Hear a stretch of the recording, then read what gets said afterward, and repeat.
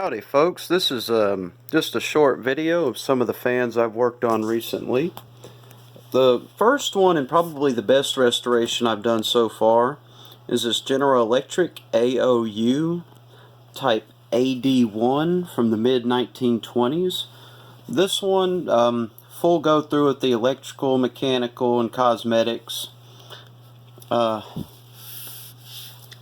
Even back here, the gloss black paint job with the polished brass, polished the blades. This one has kind of a bronzy gold color wire and a gold color felt, and polished the brass up real nice. And these AOUs are fantastic running fans, just great daily users if you're looking for something to kind of run all the time. But here we go.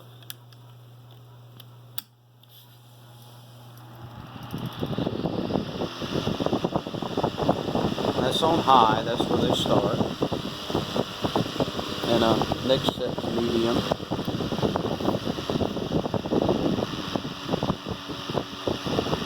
The last one's low.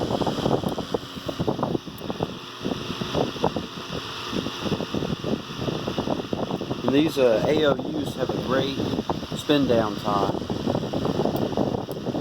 Starting now.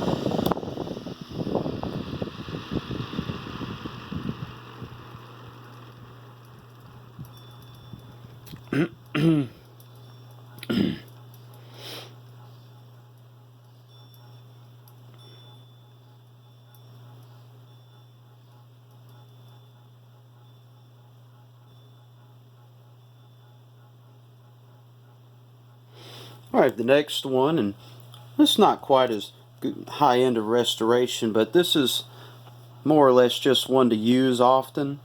This is an Emerson Jr 10-inch oscillator. Had the Parker Bullwinkle style steel blades, so I painted those with the Rust-Oleum gold, and it turned out okay. It's just, it's not perfect, but I was able to polish the badge, repaint the base, refelt it with brown and black wire. The cage turned out alright, and I was able to salvage the Japan finish on the motor case, although I did have to paint the gearbox. Polished the wheel and the cap. And these little Emerson Juniors, they sound cool when they start up. And this one's been reworked mechanically and electrically, just like the AOU over here. So I'll start it up now.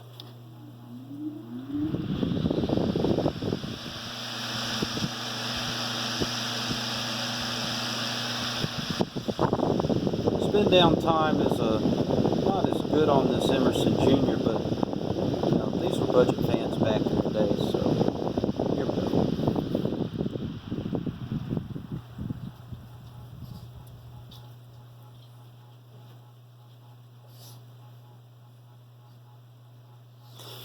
Alright, the next one is a Emerson B Junior.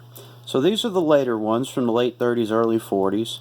And this one has the Parker Bullwinkle style blades, but this is when Emerson moved to a more traditional front and back bearing motor design.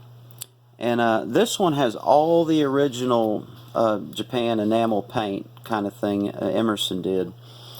And of course I went through it mechanically, new grease in the gearbox, cleaned out all the oil ports, and etc., etc.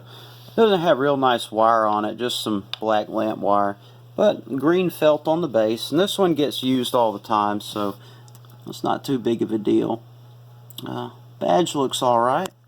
This 8-inch runs really well, and it's a very quiet fan.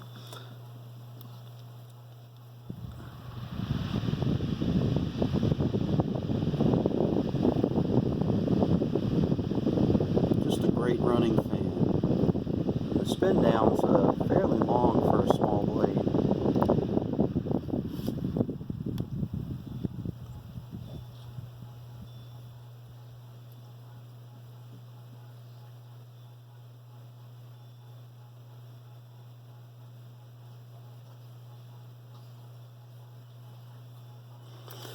The last one over here is a Polar Cub Type H. Now the original cage badge was missing, so I made one out of a plug for an electrical box. It's not great, but I painted it the same color I painted the blades, and I did kind of a hand applied gold finish thing on the base, which is cast iron.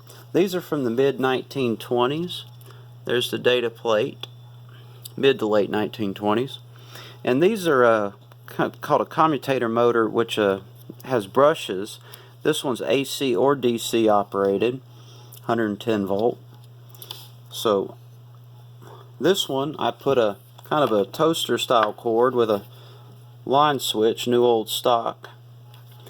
And it's a great runner, high speed on the commutators.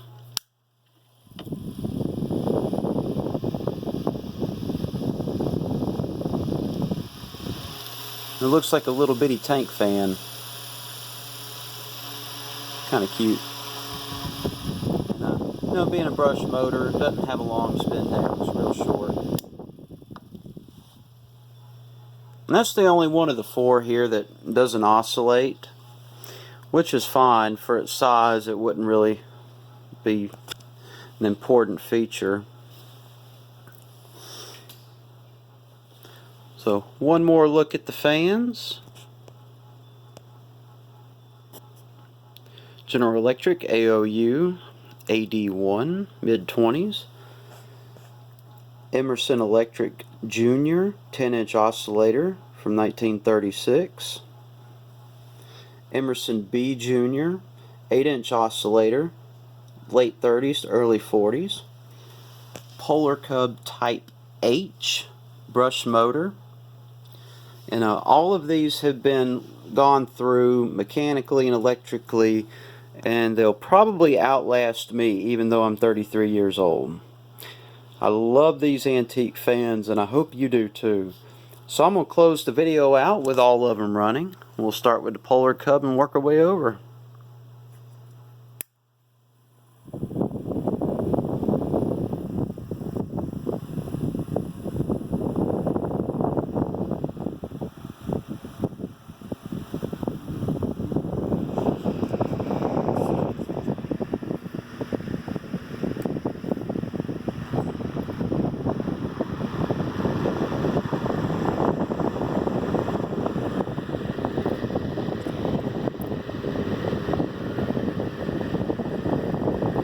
Thank you for watching the video, and have a nice day.